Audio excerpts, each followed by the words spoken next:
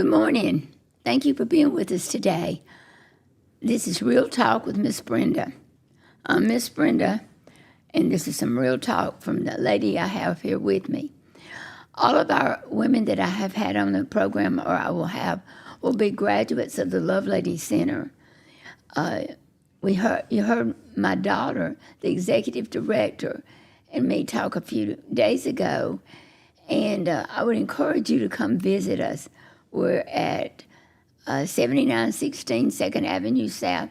It's the old East End Memorial Hospital. Currently, we have 500 women there, and it's a house full of drama, but it's a house full of love and hope, too. Yes. It is, if you've never been there, it is a wonderful, wonderful place.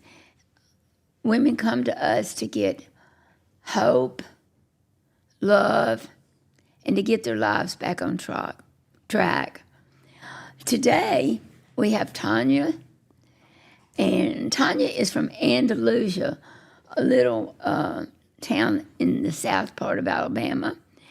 And her life, as I listened to it and as I got to know her, half the time I'm sitting like this. Really? Really? But then I look at her prison jacket and I see that it is all for real. Tonya, tell us a little bit about your beginnings as a child. As a child, I had, my mother and daddy, they were just very dysfunctional. Me and my sister, we grew up hard. We were in foster homes and girls' ranches. My mother went to prison 3 times. My daddy never played a part here and there. So we grew up pretty rough, and all we had was one another, What is pretty rough? Hard life? Pretty rough means we were introduced to drugs. My mother had she was like a biker lady, her and her husband, and they would have all kind of biker men over, dope, and we would be 12, 13 years old, and I had to fight a lot of men off of me and my sister, and a lot when we were young, and that's hard. Did you have much sexual abuse? Yes, I did. Yes, I did. I was raped 3 times by my granddaddy. Are you hearing this? She was raped by her own grandfather 3 times. And when I was a little kid, I grew up with not much money, but I had the most wonderful daddy who, I was a daddy's girl, and he loved me. And I think about what she went through compared to what I went through, and my heart just aches. That is one reason why I wanted you to hear Tonya, because there are so many of our women that have been abused like this. But Tonya's story is particularly interesting to me. Her grandmother was an Indian, and big old tall woman, and she, well, tell us more about her. She was an alcoholic, but she was an upstanding citizen, and she taught me a lot of things that I needed to know, but she just was a good woman to me, even though she drank. She tried to keep us, and Mama kept finding us, and so she decided to take us back to DHR. They never played a really big part in our life until we went there. When we did, she did, Yeah, well, how many foster homes were you in? We have been in over 160 foster homes in our life because our mother kept finding us. And then she'd come show out, and then they'd move us again. Tonya has an older sister, but I notice from being around Tonya, she actually is like a mother to her sister instead of vice versa. How was your sister abused too? She was molested. She wasn't actually raped. She was molested, and I told him not to do it to her, to leave her alone, and that's when I got raped 3 times. That's kind of how she is. She is in-your-face kind of person. I just cannot imagine people doing things to her and getting by with it. Well, so you were in foster homes all the time growing up. And we was in Alabama Girls Ranch. Alabama's In Camp Hill, Alabama, which was a good place. I loved it, but my sister, when Mama got out of prison and got us back after 5 years, I didn't want to go, but my sister wanted to go home, and I went home and stayed with her. And we went back to the same thing. How old were you when you had your first child? I was 15. I got pregnant at 14, and I had him at 15. At what age did you become sexually active with just other people? 12. With my granddad doing what he did to me, I slept with over 300 men. I don't know what I was hunting. I don't know why.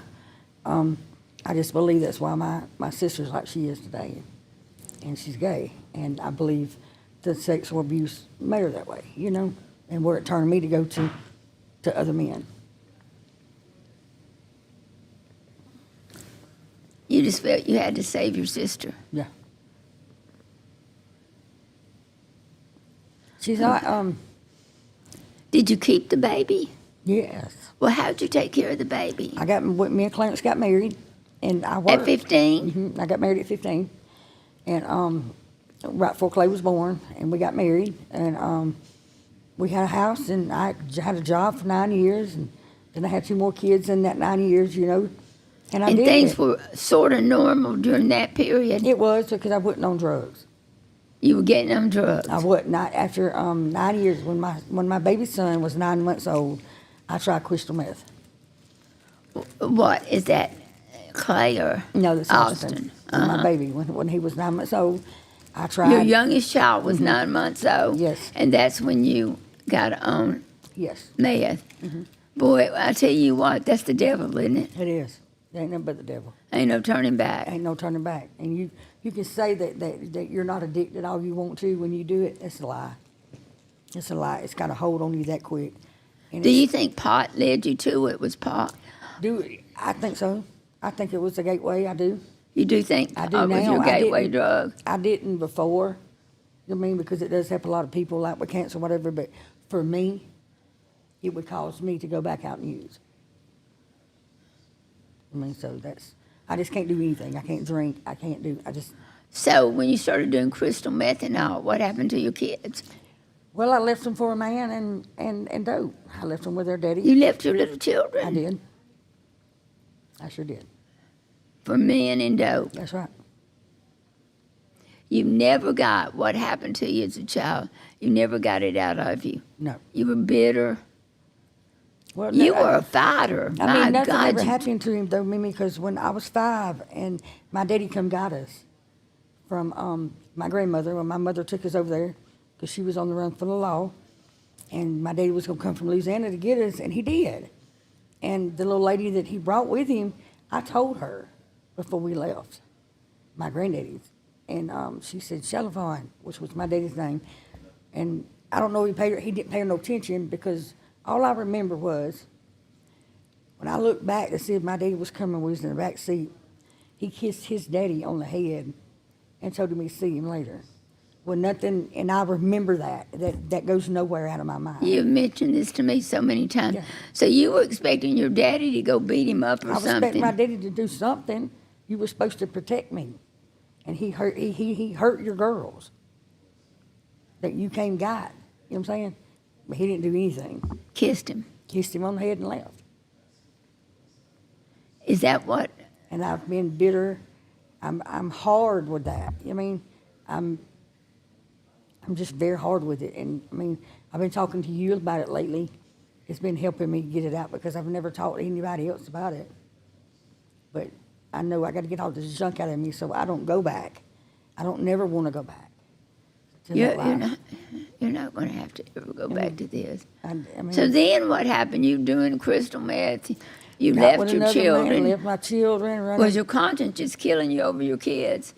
It was. Because you but are then- such a loving mother now. Well, I mean, I don't see that. well, you get on the needle. I was an IV user. It just takes you. It makes you just who you. It's just a bad person. I mean, I love, but I wasn't there for my children. I would send them money And in my mind, I was helping when my absence was what's hurting them, you know?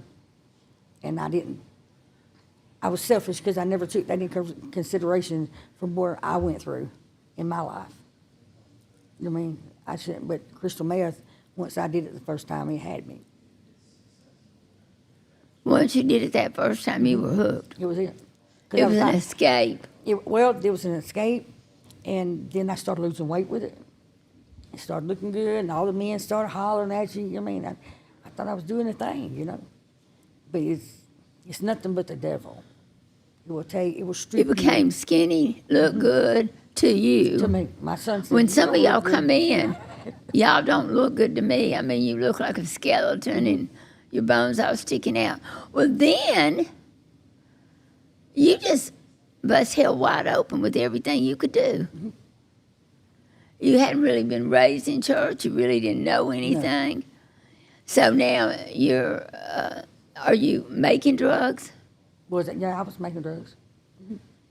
Selling them? Yes, I got a distribution charge. That's what I went to prison for last year. So how many times have you gone to jail? Gone just to the jail for over 100 times. How many times? People will hear this and think that she couldn't have. Yes, Trust me, I she promise did. you. She would as soon beat you up as to ask you your name. I mean, this lady here was somebody that is hard to mess with. Matter of fact, you probably really don't want to mess with her.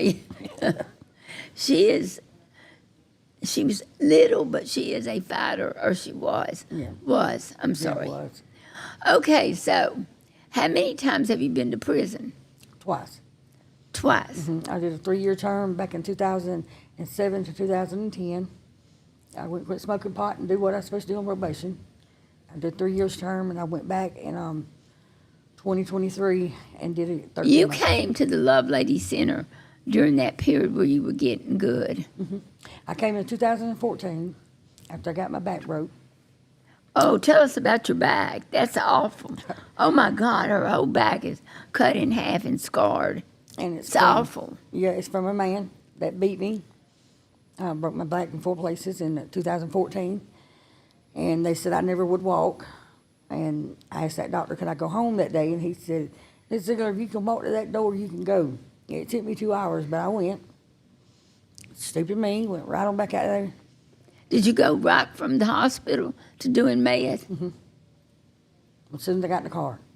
Huh? As soon as I got in the car at the parking lot of the hospital. My God, what's wrong with you? Sure did. I did it. And the pain pills they gave me for my back, I just traded for dope.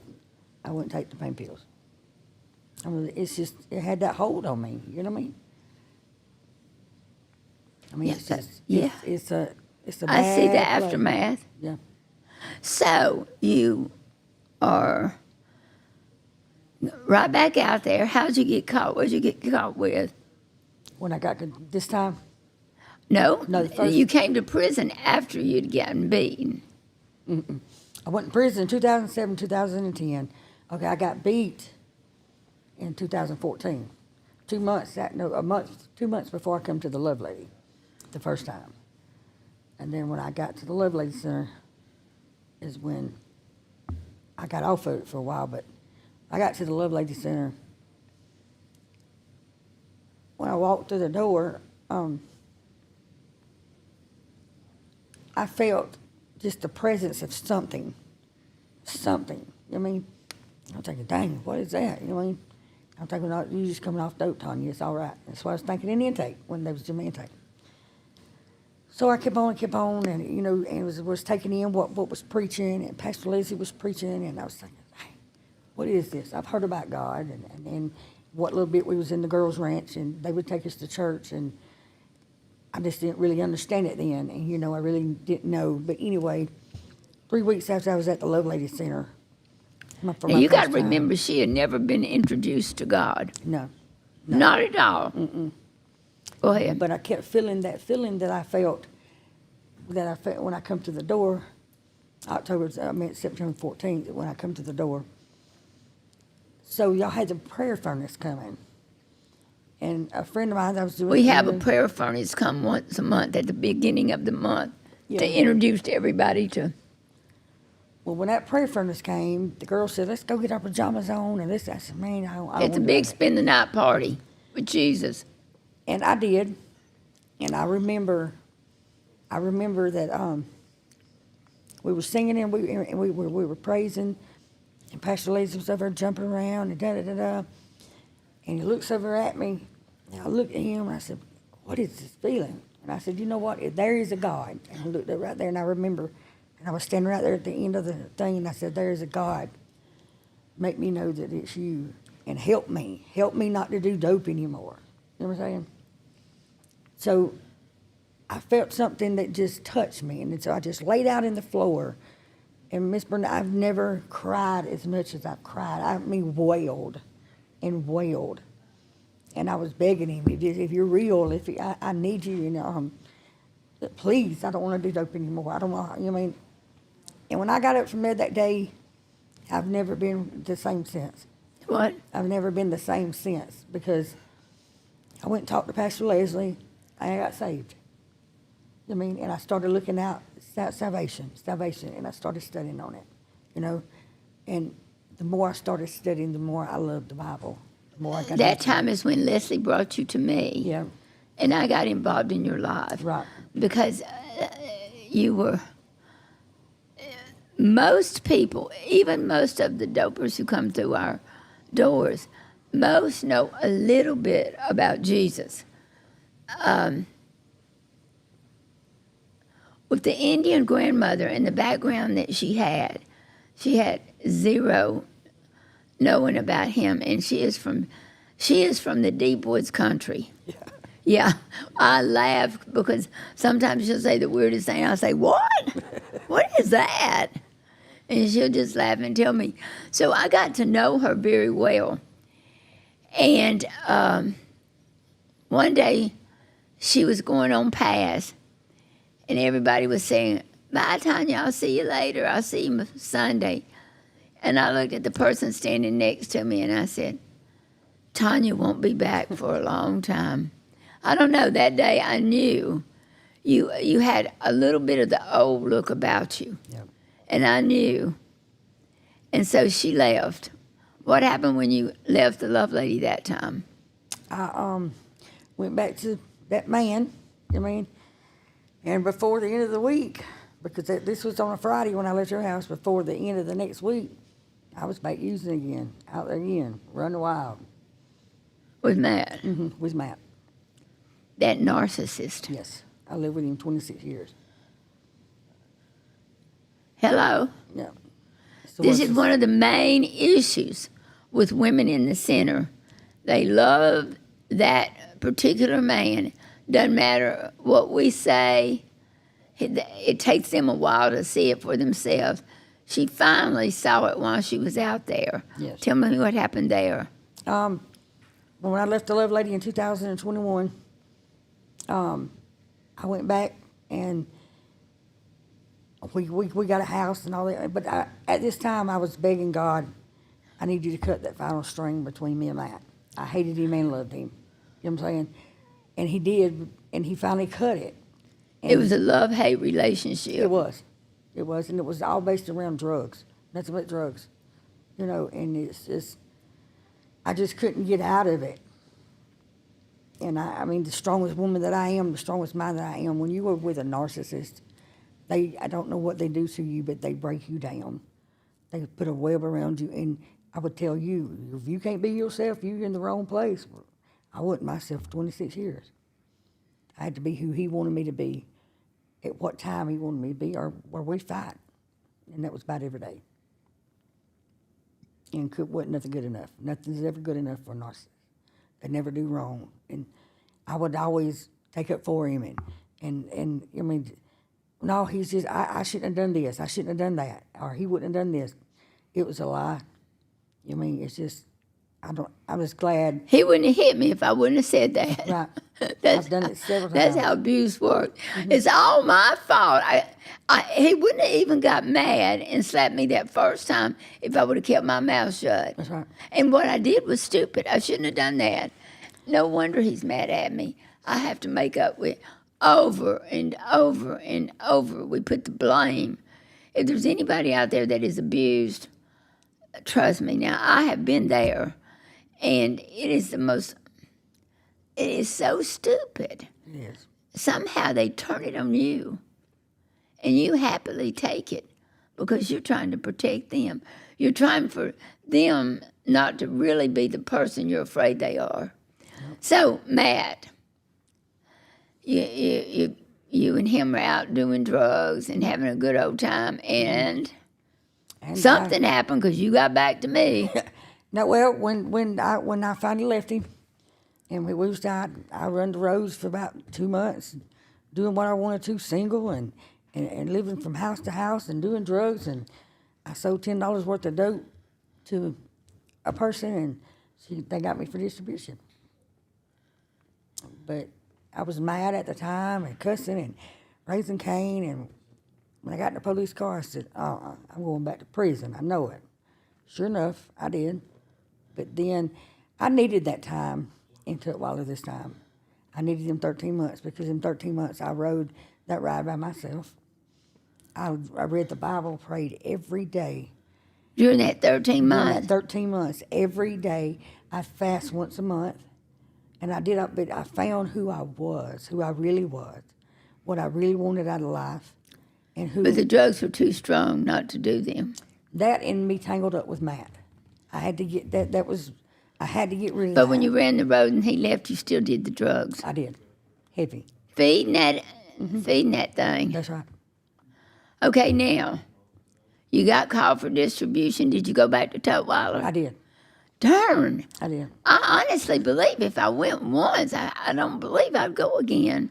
Do you like Tutwiler? No, ma'am. I sure don't. I hate the prison system, but I did. I needed it. Really, the girl that turned me in, she saved my life. Did you know that Tutwiler is one of the 10 worst prisons in the United States? Yeah. I was there. I know. Yeah, it is. You hate it, don't you? Mm-hmm. I do. You see, tell me about Tutwiler a minute. Tutwiler it's run by the inmates. The guards don't care. They bring the dope in. They sell it. They don't care if you die. How do all these prisoners get phones? The officers. It costs you $2,000 to buy a cell phone in prison. Where they get them? I don't know. Their family. A lot of them still running dope while they're in prison. Yeah, it's just full of dope. It's nothing but full of dope, and it's ridiculous. The other day, a lady called me, and the prisoners got together, and they called her, said they were the officers, and says, we hate to inform you, but that your son, now they're pretending to be officers, your son got into some trouble. He bought a lot of crystal meth, and he owes $350, and he's got to pay it, or these people are going to beat him up. What do you want to do about it? It's extortion. They do How stupid. I want to call the newspapers and the wardens and everything else, but you know what they did? Paid it. Oh, yeah. It's hard to say no when your son or your husband or somebody is right there fixing to get beat up. Hard. It is very hard. Okay, so you were in prison. Mm-hmm. I don't get on a tangent about prison. So you were in prison, and then what? So I'm sitting in prison, like I said, on my bunk, and I said, instead of going home, because I made parole, I said, I'm going to go back to the Lovelady. Home ain't no option. Was that a hard decision? Yeah, it was. It was hard. Cause, you hang your head in shame when you come back, really. You what? You hang your head in shame when you come back. I call that the walk of shame. Yeah. It was hard, but I just felt home when I got And you know there. what? There is no shame with Jesus. Mm-mm. Y'all put the shame on you. That's but right. Go ahead. But I came back to the Lovelady Center, and I done my program, and this is where I'm going to be until God How did sends it me. feel when you came back? Felt great. I was at home. I knew I'd be taken care of. I knew I was safe. I knew I was going to get everything I needed to have a prosperous life. I got my teeth. I got my driver's license after 25 years. Something I never even dreamed would happen. And it has, you know what I'm saying? I got tickled when you came back. You kept passing me and looking at me. What was with that? I just thought you didn't know who I was. I'm thinking, does she know who I am? And I was thinking, it really got off with me. And I went to several client reps. I said, do you think Mimi knows who I am? And they said, yeah, she knows. Yeah, that And broke my finally, you heart. walked up to me. It broke my heart. I mean, I didn't mean to break your heart. I know you didn't. I wanted to make sure you knew that this time had to be different. right? I know. And you have done so good. You have met so many goals. The teeth, the driver's license. How long had it been since you had driver's license? 25 years. 25 years. And she loves to drive. I have to call her down. No, you can't drive the right yet.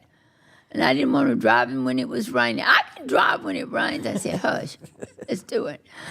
I still think I'm her mother, and I guess. And you are my second mother. You are. Yeah, I are. I'm her second mother, and you know what? I'm glad to be. I'm glad to be. Now let's talk about, what are you doing to help the girls? I pray with them. They call me all the time. I lift them up, Some of them comes over and swim sometime with me, I do all I can. I just try to lift you up. That's all I can do for you is pray for you. You know what I'm saying? What was the hardest thing you've had to face your whole life? Was it your grandfather molesting you? Yeah. I'm 49 years old, and then up to the other day when we talked, I've never told anybody far as the extent of my pain. And now you're telling lots of people. I want The them more to know. light you turn on something in darkness, the more light that's there, the better off you are. I just didn't want to deal with it without the drugs. I didn't want these feelings to But come we up. ain't going to do drugs No, to deal. we're not, but that's why I've not done it so long, told nobody for so long. I didn't want to deal with it without the drugs. But now that I talked to you about it, and I want people to know that it's not your fault. If something happens to you like that, it's You're not a your little fault. girl. I went all my whole life thinking it was my fault. How could it be your fault? You were just a little girl. I know it. But that goes back to the narcissist I live with. It was not his fault. It was mine. You mean? But I've lived with that all my life, and now I want it out so I can heal. Were you able to forgive your grandfather? No, not when he died.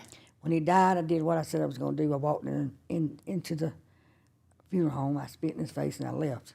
Oh, my God. See, that's how feisty she is. Walk into the funeral home and spit in his face. Yeah. Now that we're grown up and the story's out, and you and I have gone through it time and time again, and you know it's not your fault, how do you feel about your grandfather? Truthfully. I don't feel no different. You still hate him. Yes, I do. You know you cannot hate And him. that's what me and God's dealing with now. He's helping me. This is what God's dealing with. And that's what he told me. He said, get it out. Get it out, and then you'll heal. And that's what I want to do. We've got to get it out, and you've got to forgive him. I will. Ever how much that you allow yourself not to forgive him is how much you're stopping God from forgiving you. Oh. And that grandfather from the grave is still controlling your time, Right. It's still your relationship with Jesus. Do you understand that? I do. So we're going to let that go. Yeah. We're going to have to. Matter of fact, I want all of y'all try to remember Tina and your Tonya. Her sister is Tina. Yeah. Tonya in your prayers. Yes. Because it takes a village to raise each one of these girls, not just me. It all comes from God. God gets the glory for everything that we do at the Lovelady Center. I love him. I do too. And I love every one of my girls. Well, what's the best thing that's happened to you?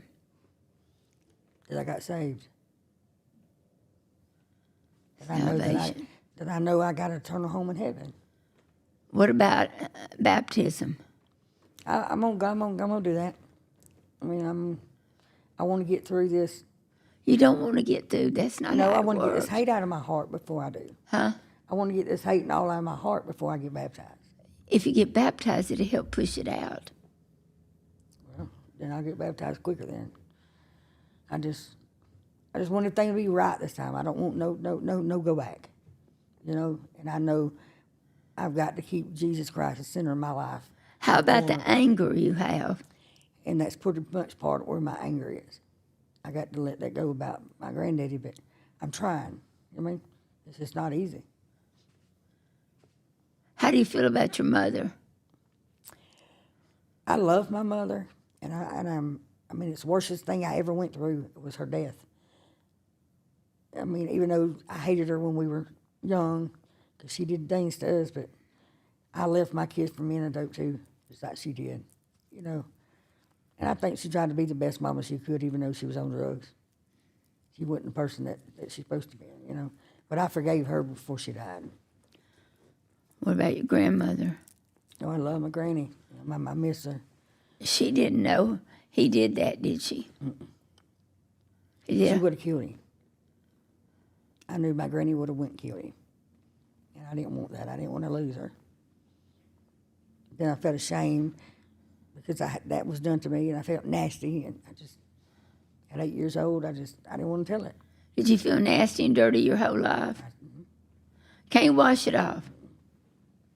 You cannot wash guilt and shame off with soap and water.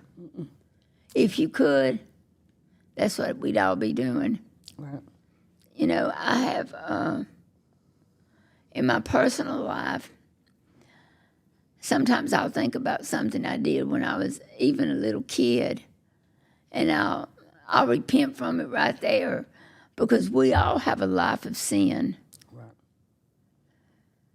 And your grandfather surely started the cycle for you, but later on you're responsible for a lot of bad decisions. We can't put them on the granddaddy. A lot of bad decisions you made. I take ownership for my decisions now. I really do. Everything I've done it. I did it. You know what I mean? Police asked me, yeah, I did it. What? I mean, What about? anything. I mean, What about your children? Where are they today? my son's I mean, I know. I want you to tell them. My son, my oldest son Clay, he runs the roads, shutdowns, and he's got a baby on the way. His little family's trying to get back together too. My daughter, she lives in Andalusia. She's lost her kids. She's trying to get them back, and she's got her house and home now. I'm very proud of her because, and I wasn't gonna say this, but I think I need to. She's so determined to get her life back in order and her children. She rides a bicycle with the buggy everywhere she goes. She don't have a car, you know, and I'm very proud of her. But that breaks my heart that she has to live like that. I mean, but she does, you know. And I pray every day that she meets Jesus. Her daughter goes to church and asks her every Sunday, Mama, go to church. And I said, Naja, just keep asking. Ask every Sunday. Don't let up, you know. And I hope she meets Jesus. And I got another son. His name's Austin, and he's married, and got him a little family. He has somewhat to do with me, and, you know, I'm working on that part. And Austin lives with the grandmother. You're My excellent in-laws, they raised him from 9 months old. there on the father's side, that grandmother. Yes. His daddy's mom and daddy, yeah. They raised him, was good people. Good. They very country. None of these kids have ever been deep into drugs, have they? No. Now, Clay and Erica has played with it, you know what I'm saying, but they've never been real deep. Well, that's why Erica lost her children. She, like, in her home and her job, all in the same day, because she had failed for crystal meth. And now she sees. She's going to NA and AA classes now, and she's trying. I want you to tell somebody. I want you to encourage them. What has the Lovelady Center done for you? It's the Lovelady has taught me how to live a prosperous life and not have to be a criminal. I mean, for real. I mean, I'm glad. If you're from where I'm from, you don't have much money and the jobs ain't good, and hey, I'm making good money selling dope. That's what I'm fitting to do. You know what I mean? But that's just an excuse. But it's taught me how to live a prosperous life, how to work, how to maintain my home, my children. You know what I mean? How to connect with them. Did we give you hope? Oh yes, I had hope time I walked in the door. Love? It ain't nothing but love, you know. And even though this makes my third trip, it's my home, and I know that I can pick the phone up at any given time. Hey, I'm about to get high. You gonna talk me out of it? Somebody's gonna pray with me. I got support. I don't have to do this on my own, even though I'm a graduate. How long have you been back this time? A year. June the 26th, I come from prison and came to the Lovelady. I made parole. So you are a story in the making. Yes. You are not finished. No, I'm not finished, and my story's not over. And I think if we got a story, we need to tell it, because our testimony, I want people to see where Jesus brought me from. I mean, the hole that he's brought us 1,000,000 times, you know. Well, we're going to forget. We're going to pray this week over and over till you learn and you feel true forgiveness for your grandfather. And I'm so proud of you, and I love you so much. And you know what? You are walking it out day by day, minute by minute, and I just love you. I love you too, Thank you Mary. so much for being with me. Yeah, thank you for having me. I love you. I love you. Thank you.